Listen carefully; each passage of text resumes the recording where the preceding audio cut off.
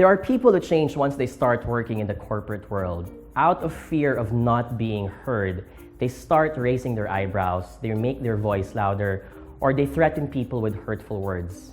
They believe that in order for them to get ahead of the race, they have to be tough, hostile, and unforgiving.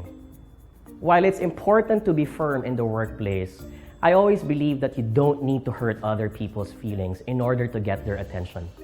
Great leaders are those who are able to influence their followers, even if their followers don't like them, and even if their followers don't like their job. It's cool to be the tough guy because everyone submits their power to you out of fear. But no one wants to work for you, especially in the long run. I'd like to believe that in order to fast forward your career, you also have to understand that kindness and excellence are never mutually exclusive of each other. Be kind as always, as the saying goes, because everyone is facing a battle you know nothing about. My latest book, Fast Forward, is now available in all leading bookstores. For more information, log on to jonathanyabut.com.